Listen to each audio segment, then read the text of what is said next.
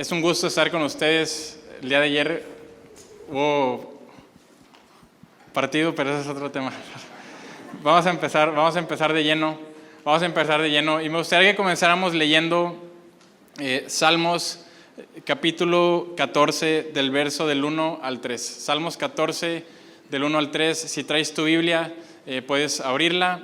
Si traes una libreta, puedes tomar apuntes. Salmos capítulo 14 del 1 al 3. Y dice lo siguiente: solo los necios dicen en su corazón, no hay Dios. Ellos son corruptos y sus acciones son malas. No hay ni uno solo que haga lo bueno. El Señor mira desde los cielos a toda la raza humana. Observa para ver si hay alguien realmente sabio, si hay alguien que busca a Dios. Pero no, todos se desviaron, todos se corrompieron. No hay ni uno que haga lo bueno, ni uno solo. Y estos pasajes en ese primer versículo comienza hablándonos acerca de este hombre, acerca de esta persona que comienza describiendo como un necio, el que es necio. Y sabes, esta palabra necio quizás tú y yo no la utilizamos mucho en nuestro vocabulario cotidiano, pero necio podría ser una expresión similar a la expresión de tonto, ¿verdad? Alguien que le está diciendo qué tonto eres. Solamente que este tonto no es cualquier tipo de tonto, este necio es un necio especial. Y esta palabra no se refiere a una dificultad intelectual, no se refiere a una discapacidad intelectual, sino se refiere a una falla moral. Este necio que se está describiendo en Salmos capítulo 14 no tiene que ver con un problema en la mente, sino con un problema en su corazón. Y nos habla acerca de por qué este hombre, por qué esta persona es conocido como un necio. Primeramente nos dice porque en sus pensamientos, en sus palabras está esta frase: no hay Dios, no hay Dios. Y en segundo, no solamente nos dice lo que dice o lo que piensa, sino nos habla un poco acerca de sus acciones. Nos dice, este hombre es un necio porque ellos son corruptos y sus acciones son malas. O sus acciones son desagradables, también podríamos traducirlo. No hay ni uno solo que haga lo bueno, no hay ni uno solo que haga lo agradable delante de Dios. Y nos comienza este versículo a describir a esta persona que es necia. Y liga estas dos ideas, pone estas dos ideas juntas. Por un lado, aquel que no cree en Dios, y por otro lado, obrar de manera corrupta. Ahora, creo que no solamente nos dice que aquel que no cree en Dios, que dice que no hay Dios, esa es una persona que hace el mal. Porque para hacer el mal lo hacen los que no creen y también los que creen. ¿Estamos de acuerdo en eso? Pero no solamente el que no cree en Dios puede hacer el mal, sino precisamente la maldad puede ser causa de que no creamos en Dios. Y de manera personal puedo decir que la mayoría de las conversaciones que he tenido con personas que no creen en Dios, su razón no es un sustento altamente filosófico o alguna crítica literaria de la Biblia, sino es que simplemente la maldad no les permite creer en Dios. Y esto se conoce como el problema del mal. Si hay un Dios que es todopoderoso, si hay un Dios que todo lo puede, si hay un Dios que es amor, ¿cómo es posible que haya tanta maldad y sufrimiento en la tierra? ¿Cómo es posible que haya tanta injusticia y cómo es posible que haya tanta maldad? Ahora, por eso quiero continuar leyendo los siguientes pasajes, donde dice, el Señor mira desde los cielos a toda la raza humana. Observa para ver si hay alguien que realmente sea sabio, si hay alguien que busca a Dios. Pero no, todos se desviaron, todos se corrompieron. No hay ni uno que haga lo bueno, ni uno solo. Sabes, tal vez tú estás consciente de este problema del mal, pero Dios también está consciente de este problema, y desde mucho antes de lo que tú y yo lo estuviéramos. Desde hace miles de años que se escribieron estas palabras, Dios ya identificaba este problema de la maldad en la que el ser humano estaba sumergido. Quizás el día de hoy el problema del mal te mantiene alejado de Dios por la maldad que tú sufriste, por la maldad o la injusticia que un familiar cercano tuyo pasó. Pero el día de hoy quiero comenzar diciéndote que tú y Dios tienen algo Tienen más en común de lo que tú puedes imaginarte. Él está bastante consciente de este problema. Y Él está de acuerdo contigo que hay maldad y que no hay ni uno solo justo. No hay ni uno solo bueno. Sabes, Dios no solamente está consciente del problema, sino es el deseo de Dios obrar para erradicar este problema. Dios no solamente está consciente del problema, Dios no está sentado en su trono cruzado de brazos a ver qué hacen los seres humanos. No, es la intención de Dios resolver este problema. Y para resolver este problema nos ha dado su palabra. Nos ha dado este libro que conocemos como la Biblia. Si podrían resumir la Biblia en una frase, en cierto sentido, la Biblia es la historia de lo que Dios ha hecho y lo que Dios sigue haciendo para rescatar y salvar a la humanidad. Esa es la historia que nos cuenta la Biblia. Y la Biblia, que es un libro que está compuesto por 66 libros, nos comienza a contar las veces y las ocasiones que Dios ha salvado vez tras vez al ser humano. ¿Sabes? Se presenta como una historia. Y en los primeros libros podemos ver muchas historias. Podemos ver la historia de la creación, podemos ver la historia de Adán y Eva, podemos ver la historia de Abraham y su familia y su descendencia, podemos ver la historia de este personaje Moisés que vive la esclavitud en Egipto. Pero hay un punto en donde la Biblia no solamente nos cuenta historias, sino comienza a dar mandamientos. La Biblia comienza a dar mandamientos. Y ciertamente Dios había dado instrucciones. Dios había dado instrucciones particulares para personas, e inclusive instrucciones para grupos pequeños de personas. Pero en un instante, en un momento, en el libro de Éxodo, Dios comienza a dar mandamientos universales. Mandamientos para toda la humanidad, para que todos nosotros los sigamos. Ahora, recordando esto, que las Escrituras son el relato de lo que Dios ha hecho y está haciendo para salvar al ser humano, Dios da su primer mandamiento. Dios da su primer mandamiento en el libro de Éxodo, capítulo 20, versículo 3. Y el primer mandamiento, la primera instrucción que Dios da para intentar erradicar este gran problema de la maldad en la humanidad es: no tendrás dioses ajenos delante de mí. Y en este versículo la Escritura nos presenta un nuevo problema, nos presenta el problema de la idolatría. Podríamos definir la idolatría como la adoración a ídolos o la adoración a dioses falsos. Y me parece muy interesante que el primer mandato que Dios nos da tiene que ver con la idolatría. Y es algo muy interesante porque, ¿sabes? En todos los años que tengo aquí en Aliento, en los 10 años que tengo aquí en Aliento, nadie se me ha acercado para decirme: oye, Eugenio, tengo que confesarte algo. Tengo problemas de idolatría. Nadie se identifica con el problema de la idolatría. Podemos pensar idolatría, pues las tribus que cantan y hacen fogatas y todo ese rollo. El que viene a la iglesia y el que cree en Dios dice: la idolatría no es problema mío porque yo creo en Dios. Y aquel que no viene a la iglesia, aquel que no cree en Dios dice: pues yo ni creo en Dios, ¿cómo lo voy a adorar? Pues el problema de idolatría no es mío. Y nadie se identifica con este problema de la idolatría.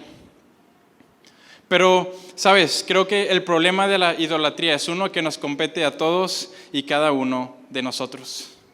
¿Por qué? Porque todas las personas todo el tiempo están adorando. Todas las personas todo el tiempo están adorando. El ser humano es un ser, es una especie que adora. Estamos diseñados para adorar. Y si no adoras a Dios, vas a adorar al ser humano. Si no adoras al Creador, vas a adorar a la creación. Y si no adoras lo divino y lo celestial, vas a terminar adorando lo mundano. Pero todas las personas, todo el tiempo, adoramos. Ahora, por unos momentos voy a hablar acerca de Dios, no como la persona que la Escritura nos dice, nuestro Dios, como lo describe la Biblia, sino voy a hablar de Dios en una manera más general. Podríamos decir Dios con D minúscula. Y sabes, creo que todos, creyentes y ateos, todos tenemos un Dios en nuestra vida.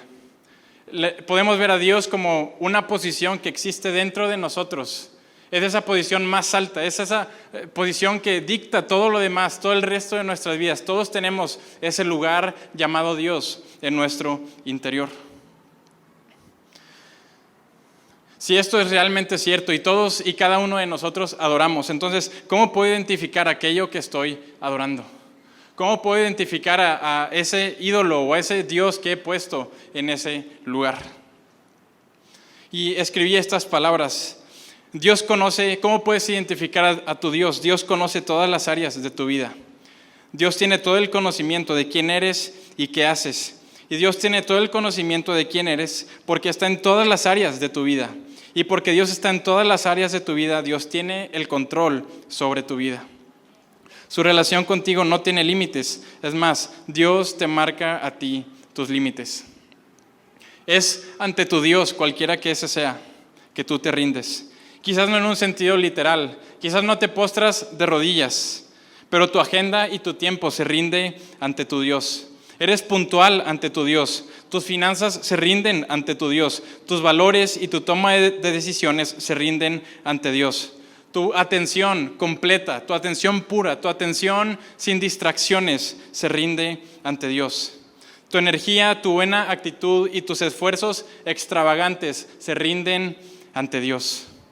Tu vida entera se rinde ante Dios.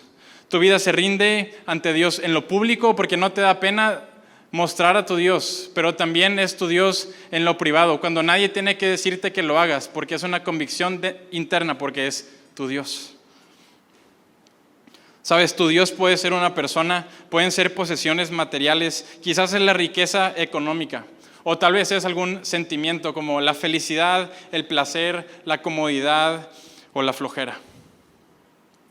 Y sabes, para saber quién es tu Dios, no necesitas ser un gran profeta, no necesitas ser un místico espiritual. Para saber quién es tu Dios, simplemente necesitas examinar tu vida. Simplemente necesitas voltear a ver tu vida. Durante toda esta semana tuve que hacerme esta pregunta una y otra vez. Eugenio, ¿quién es tu Dios? Y tuve esa carga toda la semana y hoy les comparto esa carga a ustedes. ¿Quién es tu Dios? A ti que te haces llamar un seguidor de Jesús. Tú que te haces llamar un creyente, un cristiano. ¿Quién es tu Dios? Tú que te haces llamar ateo, como ese hombre de Salmos 14. ¿Quién es tu Dios? La Escritura nos dice, el primer mandamiento que Dios nos da, no tendrás dioses ajenos delante de mí. El primer arma, la primera herramienta que Dios nos da para combatir este problema del mal, no tendrás dioses ajenos delante de mí. Ahora, ¿cuáles son las consecuencias de adorar nuestros ídolos? ¿Cuáles son las consecuencias de poner a otras personas o otras cosas en esa posición de Dios en nuestra vida? Sabes, la adoración nos lleva a la devoción. La adoración nos lleva a la devoción. Y parece trabalenguas, pero simplemente significa la adoración nos lleva a poner atención diaria una y otra vez sobre aquello que estamos adorando. Le damos reverencia y le damos respeto a nuestros ídolos. La adoración nos lleva a poner a nuestros ídolos en ese máximo lugar de honor en nuestras vidas. La adoración hace que elevemos estos ídolos al punto más alto de nuestra vida. Pero hay un problema con esto. Y quiero utilizar esta imagen. ¿Sabes qué le sucede al ser humano cuando llega a la cima del monte Everest? El ser humano puede estar ahí unos instantes. Pero una vez que cruza esa altitud de 7,500 metros, comienza una cuenta regresiva. Una cuenta regresiva que terminará tumbando a ese hombre, haciendo que se desmaye y finalmente matándolo. Porque el hombre no está diseñado para estar a esa altura. Cada vez que tú y yo ponemos ídolos en esa posición de Dios, comienza una cuenta regresiva para que ese ídolo sea destruido. Porque no está hecho para estar a esa altura. Sabes, por más buena que sea tu pareja, tu buena pareja es un mal Dios. Por más bueno que seas en tu trabajo, tu buen trabajo es un mal Dios. Por más bueno que seas con el dinero y con las finanzas, tus buenas riquezas son un mal Dios. Tus buenos amigos son un mal Dios. ¿Por qué? Porque no están diseñados para estar a esa altura. Son un mal Dios porque de repente aquello que amabas, que tanto disfrutabas, ahora lo desprecias. Porque lo pusiste a una altura que no le correspondía. Lo asfixiaste, lo destruiste y lo mataste. He visto tantas personas, tuve tantos compañeros apasionados por el deporte. Lo amaban, dedicaban su vida a ello, pero cayeron en idolatría. Y al paso del tiempo, ese deporte que amaban, terminaron despreciándolo. He visto personas que aman a su pareja y realmente es un aprecio genuino, pero por caer en idolatría terminas despreciándolo, porque lo estás poniendo en una altura que no le corresponde. Cuando tienes ídolos, no solamente los destruyes a ellos, sino tú terminas totalmente devastado. Devastado porque tus ídolos te fallaron una vez más. Terminas decepcionado porque una vez más tienes un vacío en tu interior que no puedes llenar. Caes en apatía, caes en cinismo, caes en indiferencia. ¿Por qué? Porque el que me iba a salvar no me salvó. Porque el héroe no hizo su proeza. Porque puse a un ídolo, lo destruí y terminó devastándome. Esas son las consecuencias de adorar a los ídolos. Pero sabes, la adoración de ídolos también trae violencia a nuestras vidas. Cuando idolatras a algo o a alguien, tienes que odiar a su opuesto. Y es muy fácil de verlo. Cuando tú idolatras a tu equipo de fútbol, tienes que odiar al rival. Algunos de ayer lo vivieron. El día de ayer, personas sintieron más odio por su equipo rival que por las mentiras que le cuentas a tu familia. ¿Por qué? Porque estás idolatrando a tu equipo. Cuando caemos en idolatría de un partido político, tienes que odiar al otro. Y por eso nunca va a haber una discusión sana que construya, edificante, porque estamos elevándolo a un lugar de idolatría. Y si idolatro, tengo que odiar, tengo que despreciar. Cuando un padre idolatra la comodidad de la televisión, que Dios guarde a su hijo, porque cuando su hijo se ponga enfrente de ese televisor, la ira y el enojo de su padre se descargará contra él, porque ese hijo está interfiriéndose entre lo que el padre adora, entre lo que su padre idolatra. Su hijo está interrumpiendo su adoración. La adoración de ídolos trae violencia a nuestras vidas. Pero esto no es un regaño. Están muy serios todos.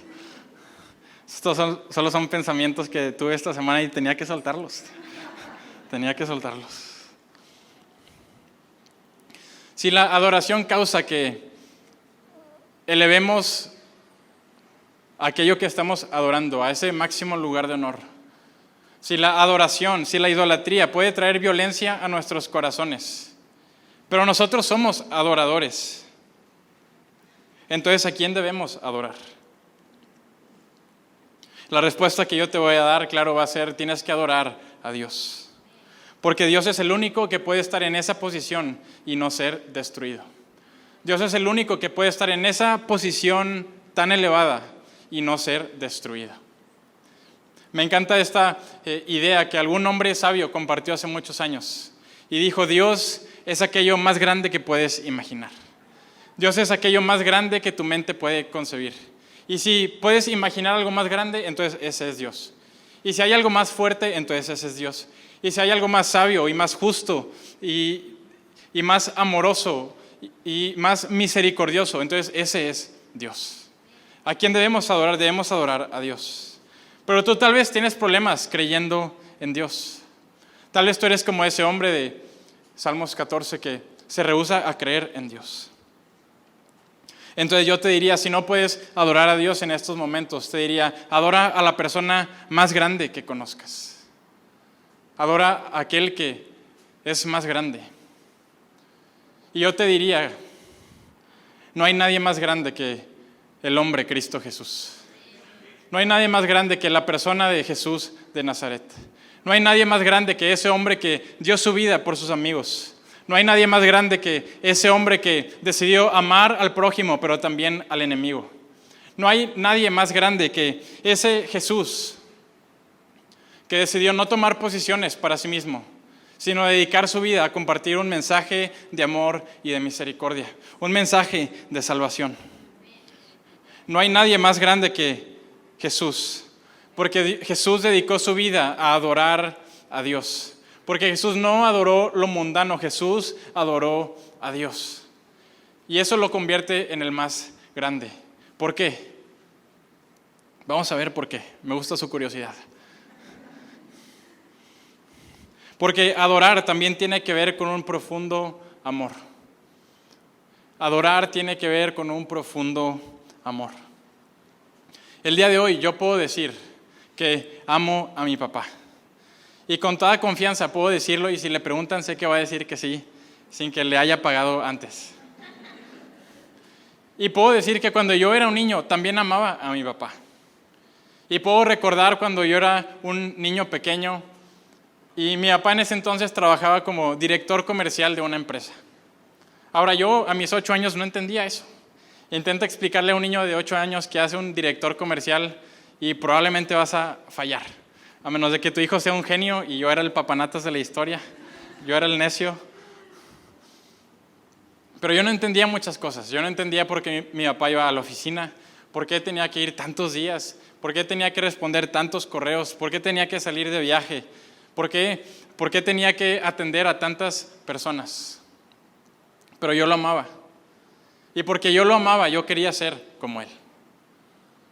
Y no entendía mucho de lo que él hacía en su trabajo, pero yo anhelaba ese día en que yo pudiera ir a mi oficina con mis zapatitos y mi pantalón de vestir y mi camisa fajada y traje y corbata para los momentos especiales y poder manejar mi camionetita Courier blanca como la que tenía mi papá.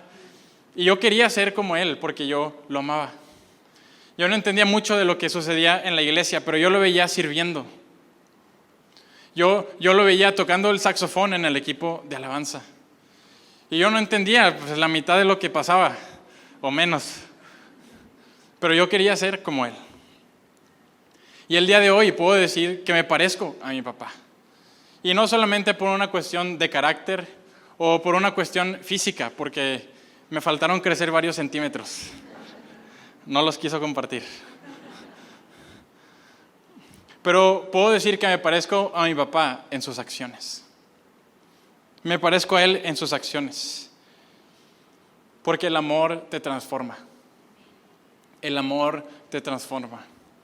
La adoración te transforma. Te conviertes en aquello que estás adorando. ¿Cómo puedes saber qué estás adorando? ¿A qué te pareces? ¿A quién te has convertido? ¿A quién estás reflejando este día? Digo que Jesús fue el hombre más grande, porque Jesús dedicó su vida a adorar al Padre, y por eso Jesús es Dios. Por eso Jesús es tan grande, porque se parece a Dios mismo, y no solo se parece, sino es Dios mismo. Pon atención a estas palabras de Jesús en cuanto a su relación con Dios. En cuanto a la adoración que él le daba a Dios. Sabes, podríamos describir a Jesús de muchas maneras distintas. Jesús es demasiado grande, es demasiado bello. Pero si puedo categorizar a Jesús con una palabra el día de hoy, sería Jesús fue un adorador. Jesús fue un adorador. Mira estas palabras, Juan capítulo 17 dice, yo Jesús hablando, yo te he glorificado en la tierra. Glorificado, sinónimo de amar, sinónimo de adorar. Jesús está diciendo, yo te he amado, yo te he adorado en la tierra. Juan capítulo 5, yo hago lo que vi al Padre hacer. Yo hago lo que vi al Padre hacer. Y Juan capítulo 14, si me han conocido a mí, conocerán a mi Padre. Y si me han conocido a mí, desde ahora lo conocen y desde ahora lo han visto. ¿Puedes intentar dimensionar estas palabras de Jesús? Esa relación que tenía con Dios, de tal manera que Jesús podía tener la confianza de decir, voltéame a ver a mí y vas a estar viendo a Dios. Si me conoces a mí, ya conociste a Dios. Hoy me pregunto si podemos decir esas palabras. Hoy me pregunto si podemos decir a los que están a nuestro alrededor, si me ves a mí, vas a estar viendo a Dios. Si me conoces, quieres conocer a Dios, conóceme a mí. Pero ¿a quién nos estamos pareciendo en este día? Sabes, hay un punto en nuestra relación con Dios donde ciertamente es bueno decirle: Dios, revélate a mí. Quiero conocerte, quiero disfrutarte. Y eso es algo que nunca se va a terminar. Pero tiene que haber un punto en nuestra relación con Dios donde ya no solo se trata de yo recibir, sino donde yo pueda decir: Dios, que los demás te conozcan a través de mí. No solamente muéstrate a mí, sino muéstrate a los demás a través de mí. Que yo te pueda reflejar. Que los que no creen en Dios, que los que no creen en ti, que me volteen a ver a mí y no les quede otra opción más que creer. Porque te estoy reflejando a ti. Porque estoy reflejando a Dios. Y aquí es donde quiero regresar, a donde iniciamos, al Salmo 14. Esta fue solo la introducción del mensaje. Quiero regresar a Salmos capítulo 14, donde nos dice: se han corrompido, hacen el mal, no hay quien haga el bien, ni siquiera uno. ¿Sabes? El problema del mal es un problema de idolatría. No hay uno solo que haga el bien, porque no hay uno solo que refleje la persona de Dios. ¿Por qué adoramos a Jesús? Porque Jesús reflejó el carácter de Dios. Jesús reflejó los atributos de Dios, su poder, su amor, su misericordia, su justicia. ¿Por qué dice que no hay ni uno solo que haga el bien? Porque no hay uno solo que haya adorado, no hay ni uno solo que esté reflejando a Dios. El problema del mal es un problema de adoración, es un problema de idolatría. ¿Sabes? Jesús vino a causar hace 2000 años esta revuelta, esta revolución. Podemos llamarlo de muchas maneras distintas, pero el día de hoy, 2000 años después, seguimos conmemorando sus palabras.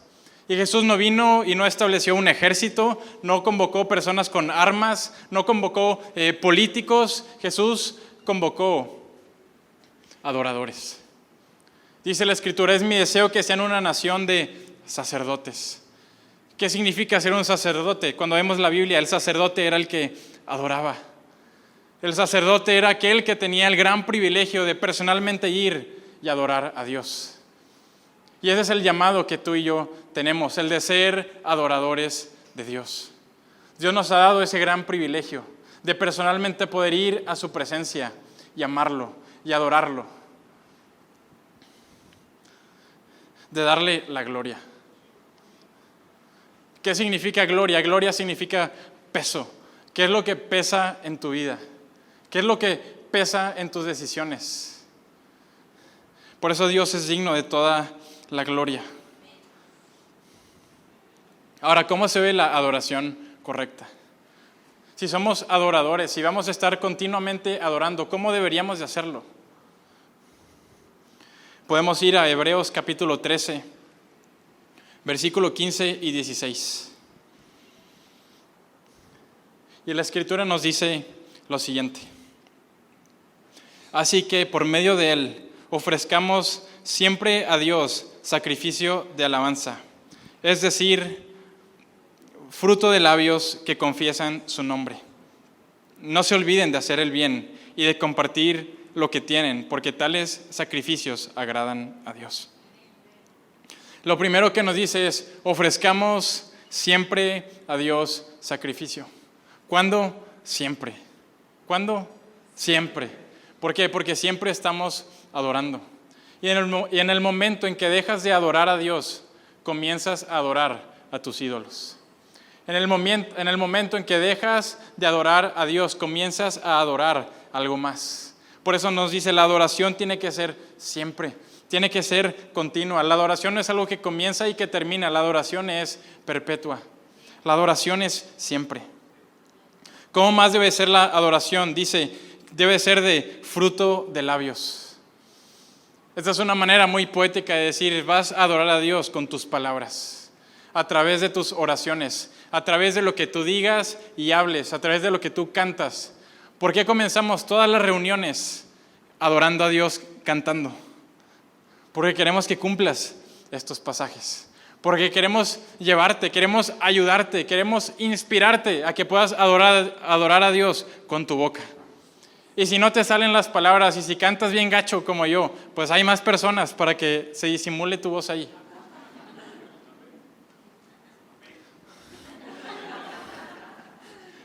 Hay pocos como yo. Todos los demás cantan muy bien. Una alabanza de fruto de labios.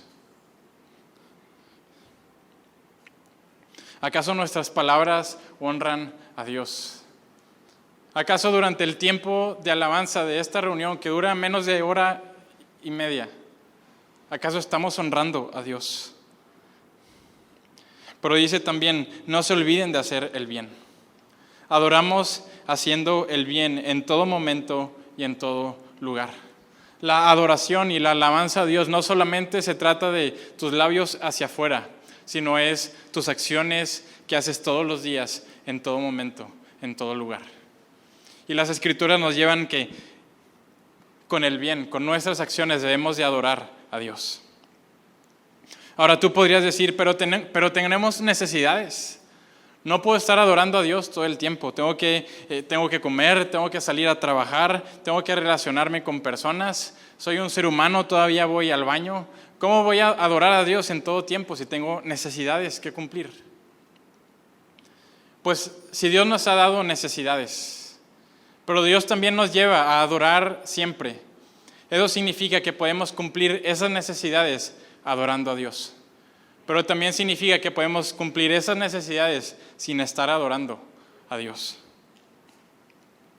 Sabes, puedo hablarte desde mi experiencia como un hombre que trabaja. Puedo decirte, es muy diferente ir al trabajo. Es muy diferente cada día que me levanto poder decirle a Dios, Dios bendíceme en mi trabajo. Dame mucho dinero para poder multiplicar mis ganancias y comprarme todos los juguetotes que quiero porque soy un niñote. A que todo lo que haga esté echando raíces en su palabra.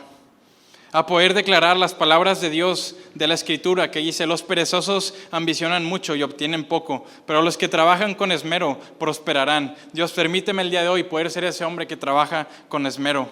Tu palabra dice, no te desgastes tratando de hacerte rico, sé lo suficientemente sabio para saber cuándo detenerte. Trabajen de buena gana en todo lo que hagan, como si fuera para el Señor y no para la gente. ¿Acaso en mi trabajo estoy adorando a Dios? Como una persona que no está casada, puedo decir, es muy distinto buscar una pareja y decir, Dios, dame una novia o dame un novio para sentirme feliz, para que me complazca. A tener una actitud en la que le diga, Dios, tu palabra dice que no es bueno que el hombre esté solo. Madura mi carácter y permíteme crecer para ser ese hombre que un día pueda entrar en una relación. No para la satisfacción de mi carne, sino para el cumplimiento de tus mandamientos. ¿Acaso es nuestro deseo en todo lo que hacemos adorar a Dios? Y lo mismo es con tu descanso, con estar con tu familia, con hacer iglesia. Hay una manera de hacerlo a tu manera y hay otra manera que es la manera de Dios. Puedes hacer las cosas a tu manera o a la manera de Dios. Pero cada vez que haces las cosas a su manera, lo estás adorando. Y cada vez que lo adoras, te pareces más a Él. Y entre más nos parecemos a Él, más establecemos su reino aquí en la tierra. Entre más lo adoramos, más combatimos contra el problema del mal en la tierra. Entre más lo adoramos, entre más nos unimos a Él, más erradicamos esa palabra de no hay ni uno solo bueno. Porque comienzo a parecerme a Dios. Porque comienzo a establecer su justicia. Pero no parte de una motivación, no parte de mi deseo y de mi voluntad de querer hacerlo, parte de la adoración.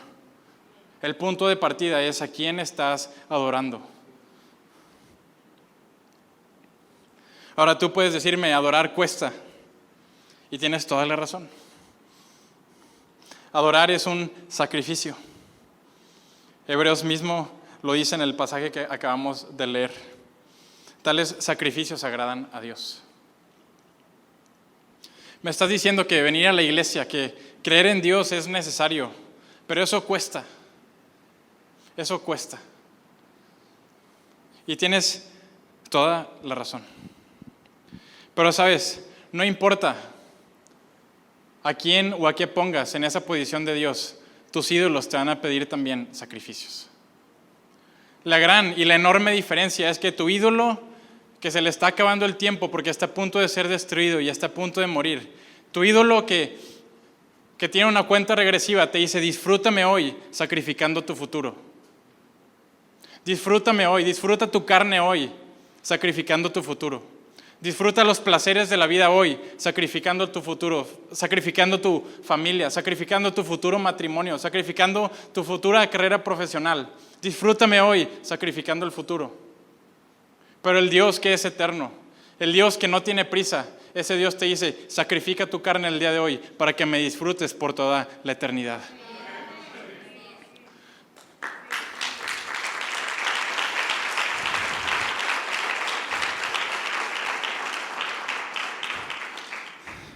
La gran y la enorme diferencia es que los sacrificios a los cuales Dios nos llama a hacer tienen la eternidad en cuenta. No te va a decir Dios que destruyas tu familia. No te va a decir Dios que destruyas aquello que está a tu alrededor. Dios te va a decir: sacrifícate el día de hoy para que el día de mañana puedas disfrutar de mi presencia.